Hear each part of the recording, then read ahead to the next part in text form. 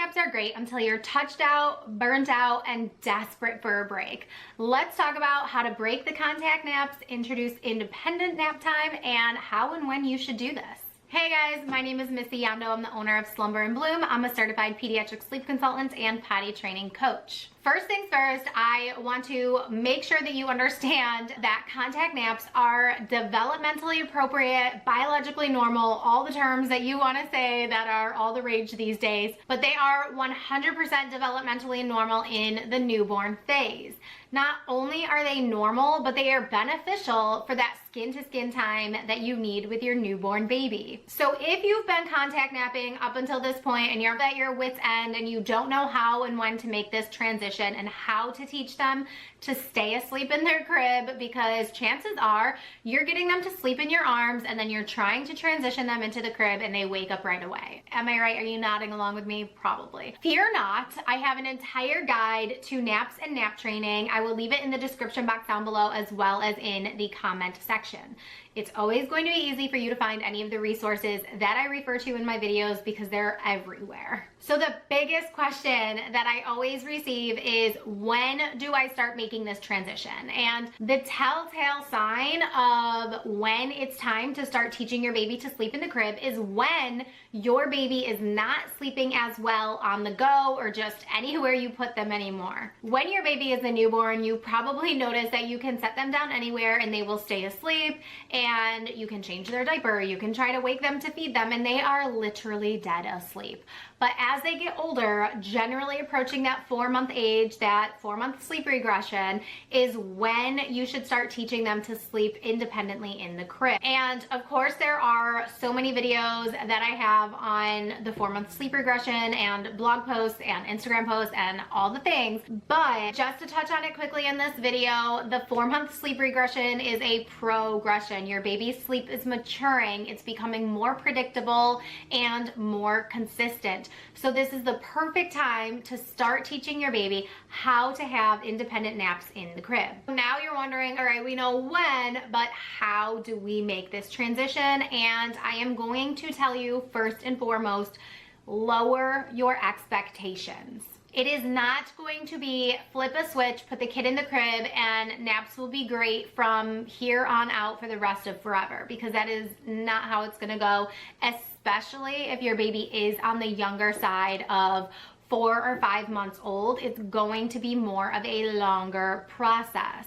You will see their nights improve first, then you will see nap 1 improve, then you will see nap 2 improve, then you will see nap 3 improve or go away. So if you're starting at 4 months old, what you need to do is practice 1 nap a day in the crib.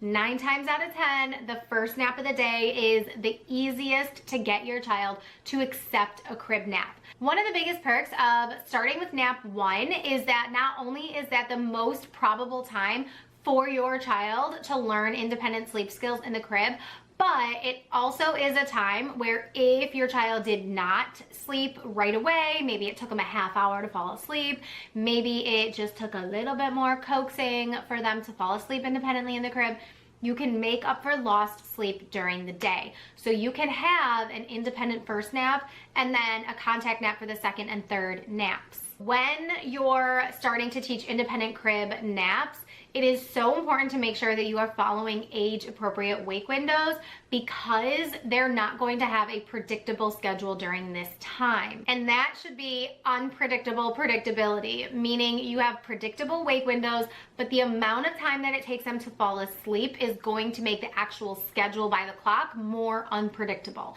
And that's okay. As they get better at having 1 nap a day independently in the crib, falling asleep, staying asleep, connecting a sleep cycle, sleeping for an hour to an hour and a half, maximum being 2 hours, you can add the second nap of the day and then teach them how to independently sleep in the crib for the second nap as well. And again, this is all laid out in the Guide to Naps and Nap Training that you should definitely just grab, because it's all written out for you, step-by-step directions on how to handle naps and nap training. Another important factor in helping your baby fall asleep in the crib is your nap time routine. I know there is so much chat about bedtime routines, routines, but nap time routines are equally as important. So you might be thinking, how elaborate of a nap time routine do we really need to do when we're having 3 or 4 naps every single day? There isn't enough time in the day for our elaborate bedtime routine, and you're right. You don't need to do your entire bedtime routine for nap times. What you want to do is a very condensed version of it. So let's say, for example, at bedtime, you're doing bath, bottle, books, cuddles, pajamas, infant massage, sleep sack, all the things, not in that order because I realized that was a wonky order.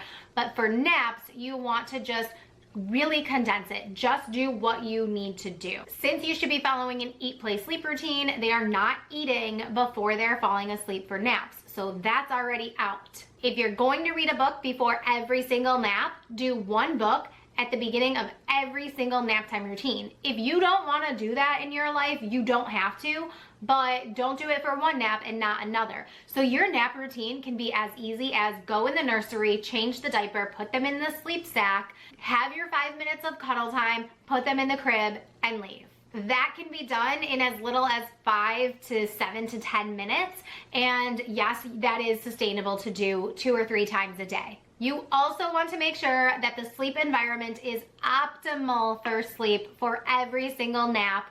If you have worked with me before or gotten any of my courses or guides, then you know I live by the 80-20 rule. So take that as it is. However, you should have your child sleeping in the perfect sleep environment as often as you can.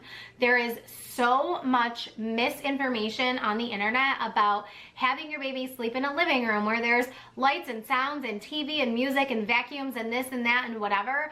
And why would we do this to our children?